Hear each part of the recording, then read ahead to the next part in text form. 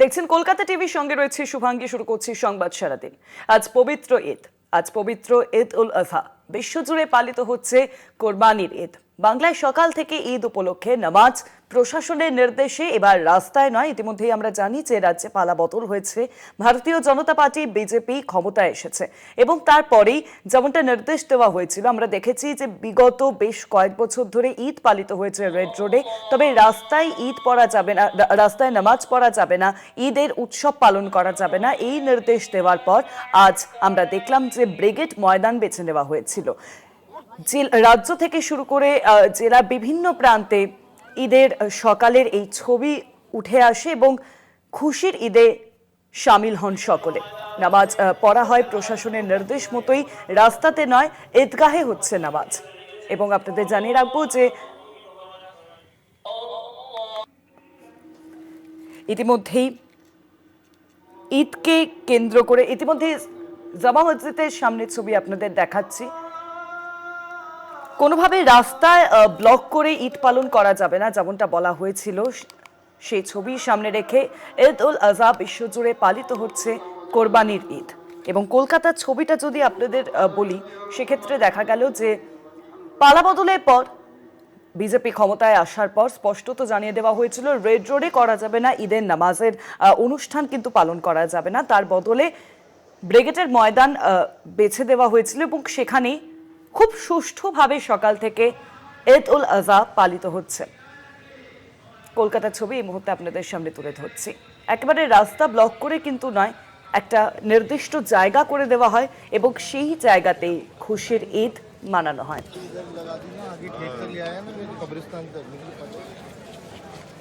এবং এই ছবি উঠে আসছে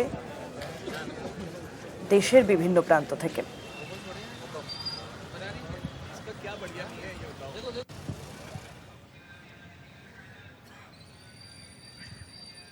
আজ পবিত্র ঈদ উল আজহা এবং সকাল থেকেই কিন্তু দেখা যাচ্ছে দেশ জুড়ে পালিত হচ্ছে ঈদ। পুরুলিয়ার ছবি আপনাদের সামনে এই মুহূর্তে তুলে ধরছি। সেখানে কিন্তু একেবারে দরগাতেই কিন্তু উপস্থিত হয়েছেন সকলে এবং মসজিদেই ঈদের অনুষ্ঠান পালন হচ্ছে।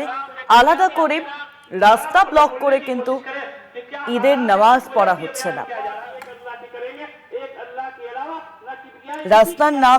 রাস্তায় নয়, ঈদগাহ ময়দানে নামাজ আদায় করলেন ধর্মপ্রাণ মুসলিমরা এবং এই ছবি উঠে আসছে। দেখতেই পাচ্ছেন ঈদের পর খুশির সেই ছবি, কচি কাঁচাদের ছবি আপনাদের সামনে তুলে ধরছি। পুরুলিয়ার ছবি এই মুহূর্তে দেখাচ্ছি এবং সেই ছবি দেখতে পাচ্ছেন আপনারা।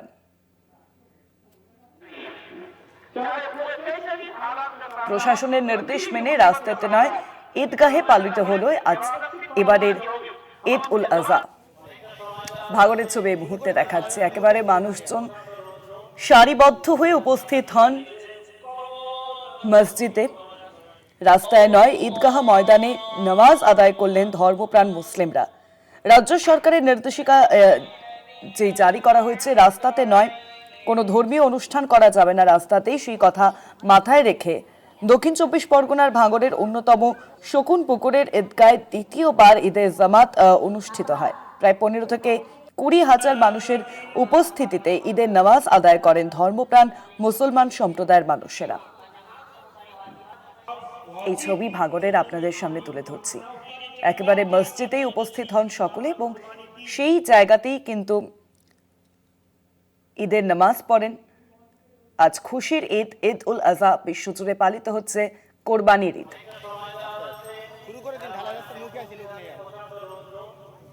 শুধুমাত্র ভাঙড় নয়, এই ছবি কিন্তু আজ একাধিক জায়গায়, কলকাতার ছবি আপনাদের সামনে তুলে ধরছি, সেখানেও কার্যত দেখা যাচ্ছে কোনোভাবেই কিন্তু রাস্তাতে নয়, প্রশাসনিক যে নির্দেশ, রাজ্য সরকারের নির্দেশকে মাথায় রেখেই কিন্তু পালিত হলো ঈদ। এবং এই কোরবানির খুশির ঈদে একসঙ্গে সকলে সামিল হয়েছেন এবং ঈদের নামাজ পড়েছেন। এবং আপনাদের জানিয়ে রাখবো যে আবহাওয়ার একটা কিন্তু দাপট ছিল, যে বলা হয়েছিল যে আজকে বৃষ্টিতে ভেস্তে পারে ঈদের দিনটি, তবে সকাল থেকেই ঝকঝকে আকাশ, মনোরম আবহাওয়া